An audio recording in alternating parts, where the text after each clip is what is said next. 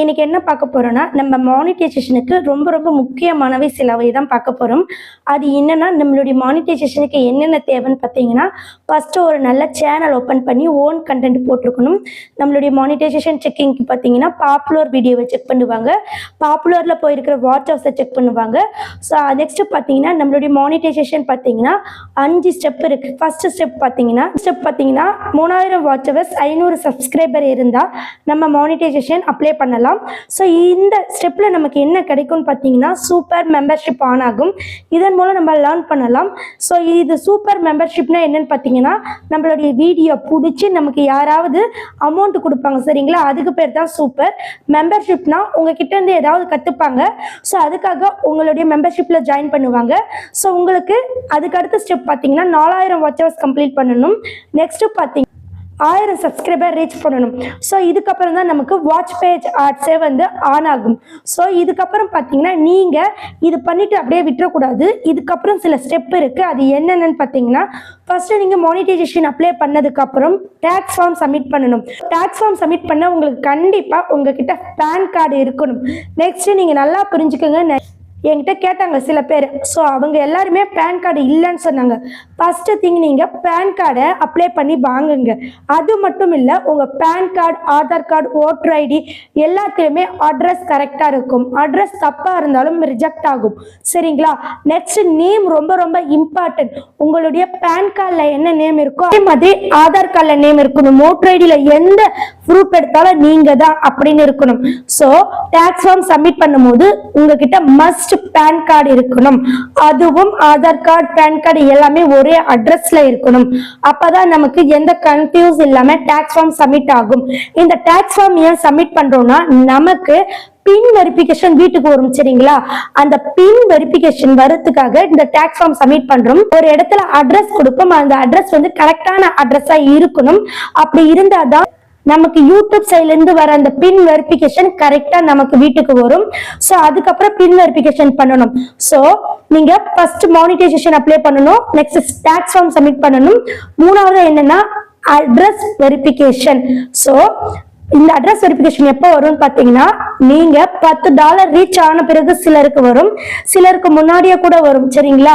So நீங்க address கரெக்டா இருக்கணும். அதுக்காக தான் நான் முன்னாடியே சொன்னேன் அட்ரஸ் வெரிஃபிகேஷன், ஆதார் கார்டு எல்லாமே கரெக்டா இருக்கணும்னு சொல்லிட்டு.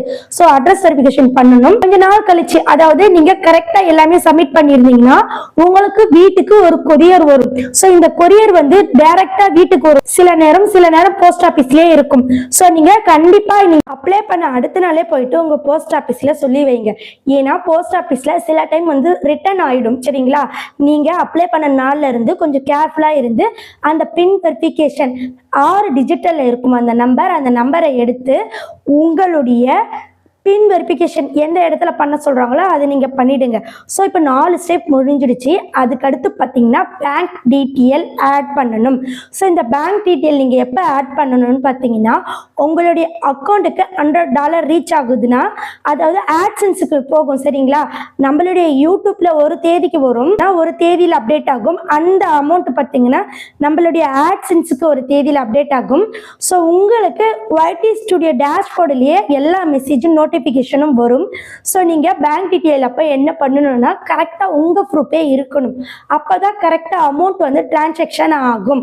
ஏன்னா எல்லாமே A to Z. இப்போ கனினா என்னுடைய ப்ரூஃப் தான் எல்லாமே நான் கொடுக்குறேன். ஸோ இந்த இடத்துல வந்து வேறு ஒருத்தருடைய கொடுக்கலாம், இருந்தாலுமே சம்டைம் வந்து மிஸ்டேக் ஆகும். ஸோ உங்களுடைய பேர்லேயே நீங்கள் பேங்க் புக்கை ஓப்பன் பண்ணணும் சரிங்களா. அது மட்டும் இல்லை, நல்லா புரிஞ்சுக்கோங்க, இந்த பேங்க் புக் ஓப்பன் பண்ணும்போது ஒரு முக்கியமான விஷயத்த நீங்கள் தெரிஞ்சுக்கணும். ஷிஃப்ட் கோடுன்னு ஒன்று இருக்கும் சரிங்களா. இது எல்லா பேங்க்லையுமே கிடைக்காது. எந்த பேங்க்கில் இருக்கோ அந்த பேங்க் அக்கௌண்ட் தான் நமக்கு தேவைப்படும் சரிங்களா. ஸோ இப்போ பார்த்தீங்கன்னா நிறைய பேங்க்கில் ஷிஃப்ட் கோடு இருக்காது. ஸோ எந்த பேங்க்கில் ஷிஃப்ட் கோடு இருக்கோ அந்த பேங்க் அக்கௌண்ட்டு தான் நம்ம கொடுக்க முடியும். எல்லா பேங்க் அக்கௌண்ட்டும் நம்ம கொடுக்க முடியாது.